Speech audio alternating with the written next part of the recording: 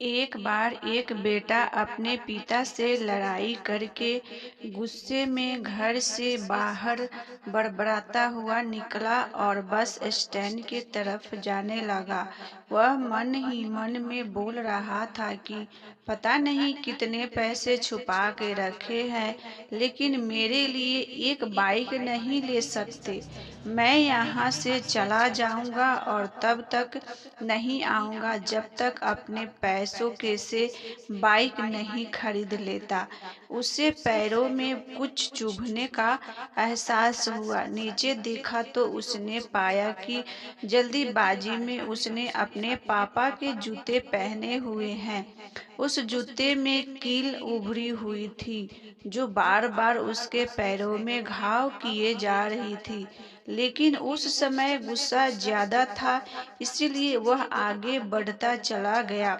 फिर उसे याद आया कि वह पापा का पर्स भी साथ लेकर आ गया है। तो उसके दिमाग में आया कि क्यों ना आज अपने पापा का पर्स चेक किया जाए, जिसे आज तक उसके पिता ने किसी को हाथ तक लगाने नहीं दिया था। जब उसने अपने पापा के पुराने पर्स को खोला तो उसमें पैसे तो नहीं निकले, लेकिन पैसों की जगह एक डायरी रखी हुई थी। उसने सोचा कि यहाँ पर खजाना छुपा रखा है। जरूर इस डायरी में लिखा होगा कि किसने कितने पैसे लेने हैं या फिर किसको कितने पैसे पिताजी ने दिए हैं। भगवान पर भरोसा रखो। लेकिन वह गलत था।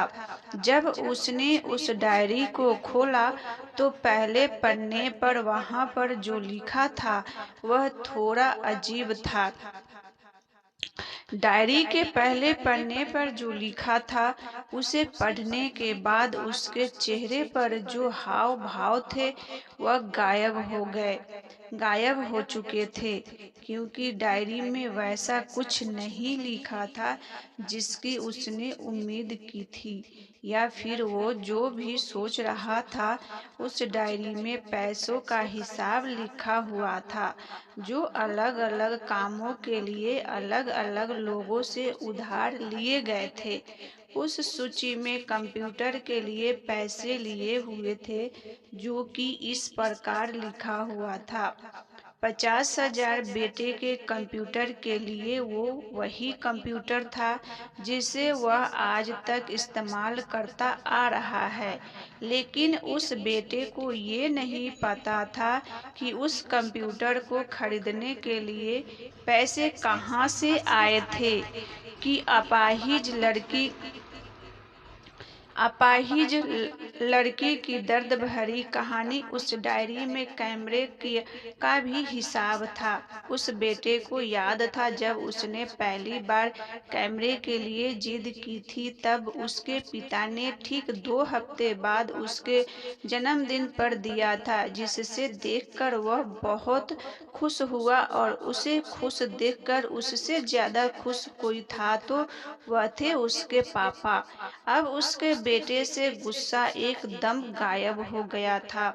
जब उसके बेटे ने दूसरा पन्ना पलटा तो उसमें कुछ इच्छा लिखी हुई थी, कुछ अच्छी लिखी हुई थी। पहली इच्छा जो थी वह थी अच्छे जूते पहनना।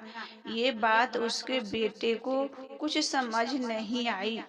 तभी उसके पैर सड़क पर एक गड्ढे में जा पड़ा जिसमें पानी भरा था, जिससे बेटे के पैर गीले हो गए। उसने जूते को पलटकर देखा तो उसने देखा कि जूता जो है नीचे से फटा हुआ था। ये देखकर उसे डायरी में लिखी हुई बात समझ में आ गई। किसान के खेत में फसल क्यों नहीं हुए। तभी उसे उसके माँ बाप की बात याद आई। माँ हमेशा यह बोलती थी कि अब तो नए जूते ले लो, लेकिन पिता हमेशा बोलते थे कि नहीं, अभी कुछ दिन और चलेगा ये जूता। कुछ दिन पहले ही तो लिए थे। उसे आज समझ आ रहा था कि कितने दिन और चलेंगे। साथ ही साथ उसे ये भी समझ आ रहा था कि उसके पिता पर्स को क्यों छुपाए रखे थे। तभी तभी उस डायरी को पढ़ते पढ़ते वह बस स्टैंड पहुंचा और एक बेंच पर आकर बैठ गया और उस डायरी का आखिरी पन्ना उसने पलटा तो वहां कल की कल की तारीख लिखी हुई थी और नीचे लिखा हुआ था 50,000 रुपये बाइक के लिए। उस बेटे बस इतना पढ़ा और उसका दिमाग एकदम सुनसा हो गया। अब उसके मन में कोई गिला शिकवा नहीं बचा था। आंखों से आंसू आ गए। उसे कुछ समझ नहीं आ रहा था कि वह रो क्यों रहा है। अब वह जल्दी से घर जा रहा था। जूते में लगी कील अब तक उसके पैरों में घाव कर चुकी थी। आपको सफलता क्यों नहीं मिलती? उसने तुरंत उस जूते को खोला और फेंक दिया। अब वह नंगे पैर ही दौड़ते जा रहा था और घर पहुंचा, लेकिन उसके पिता उसे घर पर नहीं मिले। उसे समझ आ गया था कि उसके पिता कहाँ गए होंगे। वह सीधा बाजार की ओर भागा और पता नहीं उसमें इतनी ताकत कहाँ से आ गई थी कि वह भागते हुए थक नहीं रहा था। वह उस बाइक वाले की दुकान पर पहुंचा और बोला। वह उस बाइक वाले की दुकान पर पहुंचा। उसके पिता वहीं थे। उसने अपने पिता को दौड़कर गले लगा लिया। उसके आंखों से आंसू रुकने का नाम नहीं ले रहा था। उसके पिता समझ नहीं पा रहे थे कि वो हो क्या रहा है। उसने पिता से कहा कि पापा, मुझे मोटर बाइक नहीं चाहिए। आप अपने लिए जूते ले लीजिए। अब आज से मैं जो कुछ भी करूँगा अपने दम पर करूँगा, अपने मेहनत पर करूँगा। क्या आप सफलता पाना चाहते हैं? दोस्तों, हमेशा अपने माता पिता का आदर करें और वो भी यदि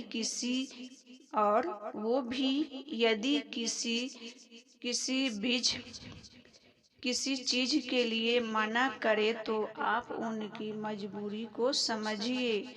कल कभी दो बार नहीं लिखते जन्म। फूल कभी दो बार नहीं लिखते जन्म। कभी दो बार नहीं मिलते जन्म।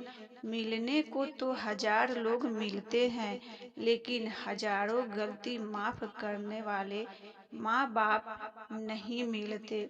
यदि आपको यह कहानी अच्छी लगी हो तो हमें कमेंट करके बताइए और इस कहानी को शेयर जरूर कीजिएगा। इस कहानी को शेयर जरूर कीजिएगा। Thank you.